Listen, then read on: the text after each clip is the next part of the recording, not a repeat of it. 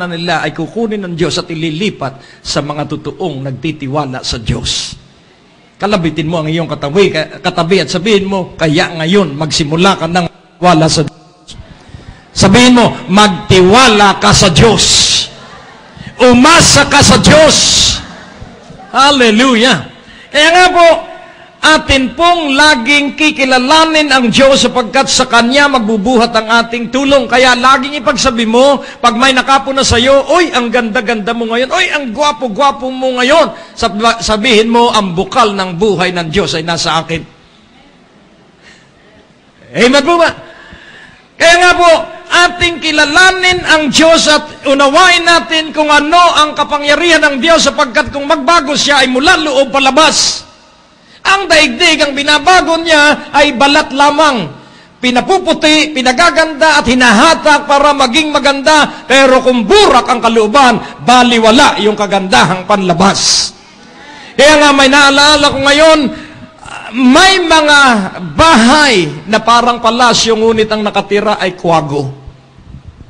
Mas maganda pa sa kubo na ang nakatira naman ay tao.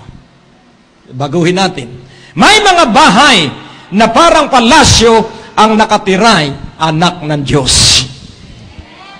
Hello! Glory! So atin pong unawain, if you tell the goodness of God, if you share your experiences on that goodness, ito po ang sasabihin ko sa iyo, ilalagay ka sa plantilya ng Diyos na pangunahin.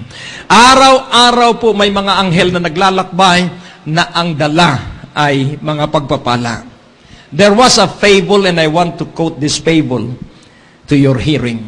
Etong fable pong ito ay may namatay na Mr. Jones. At doon po sa kwentong ito, siya ay nasa bukanan na ng langit. At dahil meron doong kaugalian na ipasyal muna yung papasok ng langit. Ang kapansin-pansin sapagkat may nakita siyang malalaking bodega doon sa malayong lugar. At ang sabi niya, San Pedro, ang sabi niya, Brother Peter, ano ba yung parang mga warehouse na naruroon? At ang sabi, huwag mo nang pakialaman yun at tuloy-tuloy na tayo dito, pinapasyal lang kita. Hindi, please, gusto ko lang makita kung ano yung mga malalaking gusaling yun. At dahil siya ay makulit, kaya pinagbigyan siya ni Pedro at sila'y pumasok doon sa malalaking gusaling yon. At doon sa isang gusali, pagpasok niya, nakita niya ang napaka-orderly na isang warehouse at alphabetical ang setting. At ang sabi niya, Brother Peter, parang nadarama ko na may pangalan ako dito. At pumunta siya sa letter J at nakita niya yung kanyang pangalan, Mr. Jones. At alam mo, ang kanyang pangkagulat, napakaraming pagpapalang nakabalot pa sa magandang balutan ng regalo at nakaribon na maganda. Na ang sabi niya, ito yung hinihingi ko sa Diyos. Hindi ko natanggap. Talaga palang para akin ito. Kadalasan po kasi yung mga tumatawag sa Diyos, ay ang pagtawag nila sa Diyos ay para po bang convenience lang. Lord, tapos pagkatapos nun, wala lang. Atin pong unawain, when you ask, you will surely receive. Pero may kasunod po. Anong kasunod? Seek. Eh siya hanggang asking lang. Nagkulang siya sa seeking. At yung iba naman, umabot hanggang seeking, nagkulang sa knocking. Yun pong knocking, pag natiyak mo na ibibigay ng Diyos sa iyo, yun pong knocking is persisting. Is training toward the goal.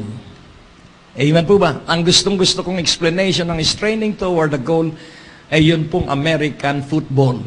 Yun pong dala-dala yung bola at nakikipagbanggaan. At yung mga kalaban niya, siya lamang ang haharangan pero magpipilit siya na dalhin sa goal yung football. And nais ko pong ipaunawa sa inyo, persist until you receive what you ask for. Sigurado ang katugunan sa iyong panalangin. At huwag tayong makakatulad ni Mr. Jones na maraming pagpapalang nabinbin sapagkat hindi siya nagpatuloy hanggang sa makamtan niya yung kanyang kahilingan. Kaya nga po, sa kabuuan, the unfailing of God reaches to the heaven. So let us entrust everything because God loves you.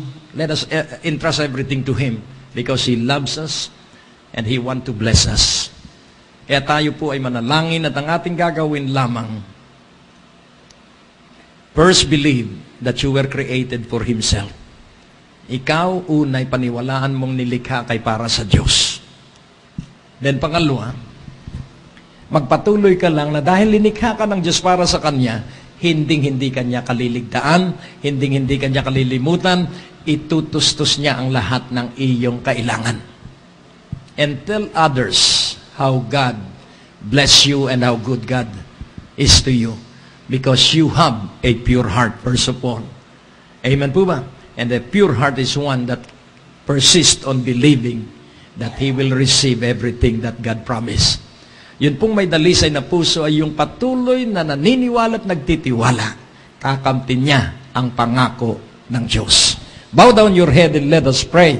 O Diyos na dakila amang makapangyarihan, tulungan mo nga ang bawat isa sa amin na ang dalisay na puso ay maging pang-araw-araw sa aming buhay sa ibabaw ng lupang ito. Create in us a clean heart, O God, and renew a steadfast spirit in us.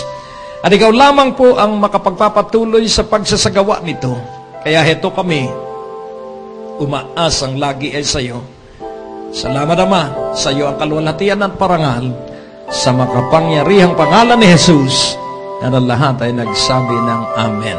Ang Diyos po ay napakabuti.